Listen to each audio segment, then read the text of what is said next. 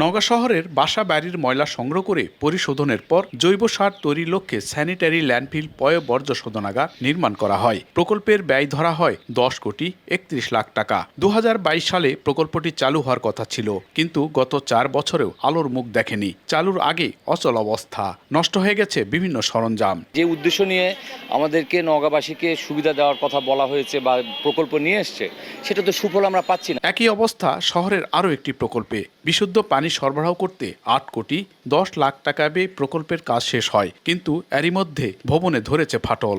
শহরবাসীকে সুপেয় পানি প্রদান করার জন্য 2018 সালে পানি শোধনাগার নামের এই প্রকল্পের যাত্রা শুরু হয়। 2021 সালে এর নির্মাণ কাজ শেষ করা হলেও এই প্রকল্পে দেখেনি আলোর মুখ।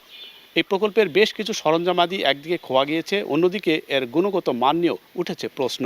একটা শোধনগার হয়েছে, সেই শোধনগারে তো শোধন পানি পাওয়া উচিত, সেটা এখনো চালুই হয়নি, ভাঙ্গা অকেজ হয়ে পড়ে আছে। এখানে 8 কোটি টাকা কোথায় খরচ হলো, এটা তো বোধগম্য হচ্ছে না আমাদের। প্রকল্প দুটির নকশার সঙ্গে বর্তমান বাস্তবতার গরমিল না থাকায় চালু করা যাচ্ছে না বলে দায় মুক্তির চেষ্টা পৌর কর্মকর্তাদের। আমাদের পৌরসভার যে রাজস্ব আয়ের পরিমাণ অনেক কম, সেটা ওই প্রজেক্টটা চালু করার জন্য যে সক্ষমতা, সেই সক্ষমতা আসলে পৌরসভার নাই। ওইটি পরিচালনা করার জন্য যে পরিমাণ টেকনিক্যাল লোক আমাদের দরকার সেটা আমাদের নাই।